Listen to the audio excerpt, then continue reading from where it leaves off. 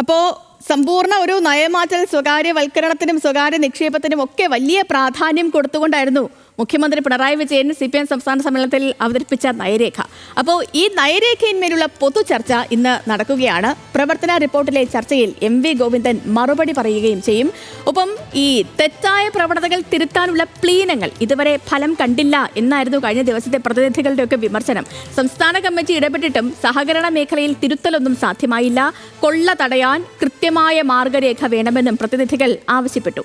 അപ്പോൾ വിവരങ്ങളുമായി സമ്മേളന നഗരിയിൽ നിന്ന് നമ്മുടെ ആസിഫ് മുഹമ്മദും അർജുൻ രാജൻ ചേരുന്നുണ്ട്. അപ്പോൾ നമുക്ക് ആസിഫിലേക്കും അർജുനിലേക്കും പോകാം. ആദ്യം ആസിഫിലേക്കാണ്. Asif, good morning. അപ്പോൾ ഇന്ന് നയരേഖയിന്മേലുള്ള 4 മണിക്കൂർ നീണ്ടു നിൽക്കുന്ന ചർച്ച, അതിനുശേഷം MV ഗോവിന്ദന്റെ മറുപടി, ഇത് രണ്ടുമാണ് ഇന്ന് പ്രതീക്ഷിക്കപ്പെടുന്നത് അല്ലേ?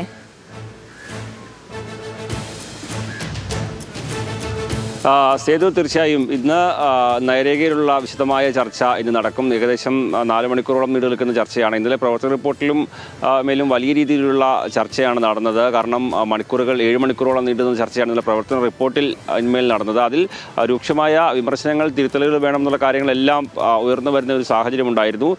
ഇന്നലെ 47 പ്രതിനിധികൾ, 12 വനിതാ പ്രതിനിധികളടക്കം 47 പ്രതിനിധികളാണ് ഇന്നലെ ഇതുമായി ബന്ധപ്പെട്ടുള്ള ചർച്ചയിൽ പങ്കെടുത്ത കാര്യങ്ങൾ വിശദീകരിക്കുകയും തിരുത്തേണ്ട കാര്യങ്ങളടക്കം ചൂണ്ടിക്കാണിക്കുകയും ചെയ്തത്. എന്തായാലും ഇന്ന് ഈ നവകേരളത്തിൻ്റെ പുതുവഴികൾ എന്നുള്ള രേഖ, അതിൽ വിശദമായ ഒരു ചർച്ചകളിലേക്ക് കാര്യങ്ങൾ കടക്കും. എന്തായാലും CPM-നെ സംബന്ധിച്ചോളം ഈ ഒരു രേഖ എന്ന് പറയുന്നത് ഇനി ഭരണത്തുടർച്ച ലക്ഷ്യമിട്ടുകൊണ്ട് മുന്നോട്ട് പോകുമ്പോൾ ജനങ്ങൾക്ക് മുമ്പിലേക്ക് ഇതാണ് ഞങ്ങൾ കേരളത്തിന് മുമ്പിൽ സമർപ്പിക്കാൻ പോകുന്ന രേഖ, ബദൽ നിർദ്ദേശങ്ങൾ എന്ന രീതിയിൽ തന്നെ, അതായത് സ്വകാര്യ നിക്ഷേപങ്ങളടക്കം കൂടുതൽ പ്രോത്സാഹിപ്പിക്കപ്പെടേണ്ടതുണ്ട്. അങ്ങനെ പൊതുമേഖലയിൽ ഉണ്ടായിട്ടുള്ള പല പൊതുമേഖലാ സ്ഥാപനങ്ങളും നാശത്തിൻ്റെ വക്കിലാണെങ്കിലും ആണെന്നും അത് അങ്ങനെ നാശത്തിൻ്റെ വക്കിലുള്ള പൊതുമേഖലാ സ്ഥാപനങ്ങൾ സ്വകാര്യ നിക്ഷേപത്തോടു കൂടി അത് കൂടുതൽ നന്നായി മുന്നോട്ട് കൊണ്ടുപോകണം. അങ്ങനെ നിരവധി കാര്യങ്ങൾ ഈ രേഖയിൽ എടുത്തു കാണിക്കുന്നുണ്ട്. ഈ താല്പര്യത്തിന്, അതായത് സംസ്ഥാനത്തിൻ്റെ താല്പര്യത്തിന് വിരുദ്ധമാകാത്ത തരത്തിലുള്ള മൂലധന നിക്ഷേപങ്ങൾ സ്വീകരിക്കുന്ന അടക്കമുള്ള കാര്യങ്ങൾ സ്വാഭാവികമായും പ്രതിനിധികൾ ഈ ഒരു വിഷയത്തിൽ വലിയ രീതിയിലുള്ള ചർച്ചകൾ നടത്തുക തന്നെ ചെയ്യും. കാരണം ഈ പാർട്ടിയുടെ വരാൻ പോകുന്ന കാലത്തിൻ്റെ ഒരു നയമാറ്റം എന്നുള്ള തരത്തിൽ തന്നെയാണ് അതിനെ വിലയിരുത്തപ്പെടുന്നത്. അതുകൊണ്ട് തന്നെ അത് 7 തരത്തിൽ അത് ജനങ്ങളിലേക്ക് എത്തിക്കണം. ഇന്നലെ തന്നെ ഗോവിന്ദ മാഷ് ഇതുമായി ബന്ധപ്പെട്ട് വാർത്താ സമ്മേളനം നടത്തിയപ്പോൾ തന്നെ ഈ സമ്പത്തിൻ്റെ അടിസ്ഥാനത്തിൽ സെസ് ഏർപ്പെടുത്താനുള്ള തീരുമാനമടക്കം അത് മാധ്യമങ്ങൾ തെറ്റായാണ് വ്യാഖ്യാനിച്ചത് തുടങ്ങിയ കാര്യങ്ങളാണ് അദ്ദേഹം വിശദീകരിക്കാൻ ശ്രമിച്ചത്. അങ്ങനെ ജനങ്ങൾക്ക് ഏതെങ്കിലും തരത്തിൽ ദോഷമുണ്ടാകുന്ന തരത്തിലുള്ള പ്രവർത്തനങ്ങളിലേക്ക് പോവില്ല. അത് എല്ലാ ജനങ്ങളെയും ഒരുമിച്ച് നിർത്തിക്കൊണ്ടുള്ള ഒരു മുന്നോട്ട് പോക്കാണ് CPM ലക്ഷ്യം വെക്കുന്നത് എന്നുള്ള കാര്യമടക്കം അദ്ദേഹം ചൂണ്ടിക്കാണിക്കുകയും ചെയ്യുന്നുണ്ട്. എന്തായാലും സംസ്ഥാന സമ്മേളനം, പ്രതിനിധി സമ്മേളനം അത് തുടർന്നുകൊണ്ടിരിക്കുകയാണ്. സജീവമായ ചർച്ചകൾ എല്ലാ വിഷയത്തിലും ഉണ്ടാക്കുന്നു. ഇന്നലെ പ്രവർത്തന റിപ്പോർട്ടിന്മേൽ വലിയ രീതിയിൽ പ്രതിനിധികളുടെ ഭാഗത്തു നിന്ന് ഇന്നലത്തെ പൊതുചർച്ച അത് സമഗ്രമായിരുന്നു. ഈ വിവിധ വിഷയങ്ങളിൽ പ്രതിനിധികൾ, ഇപ്പോൾ ആശാ വർക്കർമാരുടെ സമരത്തിൽ ആരോഗ്യമന്ത്രിക്ക് വിമർശനം, നവീൻ ബാബുവിന്റെ മരണത്തിൽ ഉണ്ടായ ജാഗ്രതക്കുറവ്, മലയാളപ്പുഴയിൽ ഒന്ന് പറയുന്നു, പത്തനംതിട്ടയിൽ ഒന്ന് പറയുന്നു, കണ്ണൂരിൽ മറ്റൊന്ന് പറയുന്നു തുടങ്ങി അതിരൂക്ഷമായ വിമർശനങ്ങൾ ഉന്നയിച്ചു.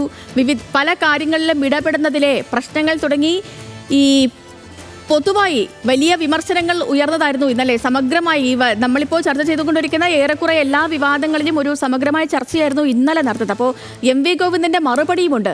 ഈ മറുപടിയിൽ ഇന്ന് എന്തൊക്കെ പ്രതീക്ഷിക്കാം ആസിഫ്?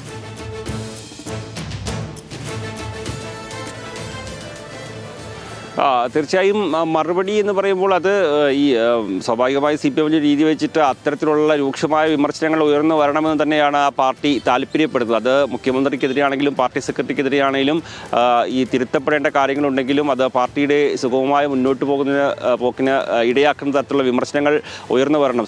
CPM-നെ സംബന്ധിച്ച് അത്തരത്തിൽ വിമർശനങ്ങൾ ഉയർന്നു വന്നില്ലെങ്കിൽ മാത്രമാണ് പാർട്ടിക്കൊരു അപജയം സംഭവിച്ചു എന്ന് വിലയിരുത്താൻ കഴിയുക. അതുകൊണ്ട് ശക്തമായ രീതിയിലുള്ള ചർച്ചകൾ ഉയർന്നു വന്നിട്ടുണ്ട്. സ്വാഭാവികമായും അതിൽ പൂർണ്ണമായ രീതിയിൽ മറുപടി നൽകും. ഈ പ്രതിനിധികൾ ഉയർത്തിക്കാട്ടിയ വിഷയങ്ങളിൽ ഏതെങ്കിലും തരത്തിൽ ആശങ്കപ്പെടേണ്ട കാര്യങ്ങളുണ്ടെങ്കിൽ അതിന് കൃത്യമായി മറുപടി നൽകും.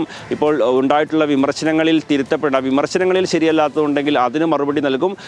അതോടൊപ്പം തന്നെ സ്വയം വിമർശനമായി തന്നെ അതിനെ വിലയിരുത്തിക്കൊണ്ട് ഇന്ന കാര്യങ്ങൾ നമുക്ക് തിരുത്തേണ്ടതാണ്, അത് മാറ്റപ്പെടേണ്ടതാണ് എന്നുള്ള കാര്യങ്ങൾ, പ്രത്യേകിച്ച് സഹകരണ മേഖല അടക്കമുള്ള വിഷയങ്ങളിൽ പാർട്ടി പ്രതിനിധികൾ ചൂണ്ടിക്കാണിച്ച കാര്യങ്ങൾ അത് CPM-ന് ഇപ്പോൾ ഏതെങ്കിലും തരത്തിൽ അതിൽ എതിർപ്പുണ്ടാകാൻ സാധ്യതയില്ല നേതൃത്വത്തിന് പോലും. കാരണം അവസാന കാലങ്ങളിൽ ഈ പല സഹകരണ സ്ഥാപനങ്ങളിലും ഉണ്ടായ പ്രശ്നങ്ങളടക്കം ചൂണ്ടിക്കാണിച്ചിൽ അത് തിരുത്തൽ വേണമെന്നുള്ള കാര്യം CPM അതിൻ്റെ പാർട്ടി നേതാക്കൾക്കും മെമ്പർമാർക്കും അടക്കം കൃത്യമായ നിർദ്ദേശം പോലും നൽകുന്നതിലേക്ക് കാര്യങ്ങൾ എത്തിയതാണ്. അത് പ്രവർത്തന റിപ്പോർട്ടിലും അത് അത്തരത്തിൽ ആ ഒരു നിർദ്ദേശങ്ങൾ പാലിക്കപ്പെട്ടിട്ടില്ല എന്ന് പറയുന്നു.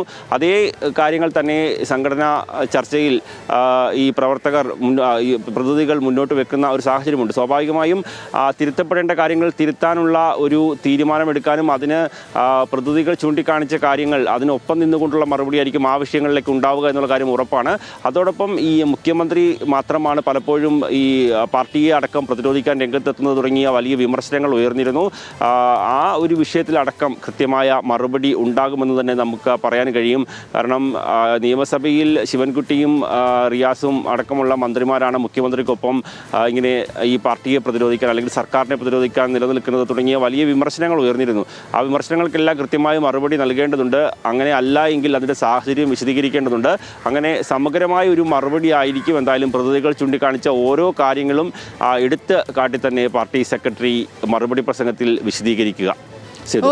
ഓക്കെ ആസിഫ്, സമഗ്രമാണ്. അപ്പോൾ ഇന്ന് നടക്കാൻ പോകുന്ന കാര്യങ്ങൾ, ഇന്നത്തെ ചർച്ച, നയരേഖയിന്മേലുള്ള ചർച്ച, MV ഗോവിന്ദന്റെ മറുപടി തുടങ്ങി ഇന്നലെ നടന്ന പൊതു ചർച്ചയിൽ ഉയർന്നു വന്ന കാര്യങ്ങൾ, വിമർശനങ്ങൾ തുടങ്ങിയ എല്ലാം വളരെ സമഗ്രമായി തന്നെ പ്രേക്ഷകരിലേക്ക് എത്തിക്കുകയായിരുന്നു ആസിഫ് മുഹമ്മദ്.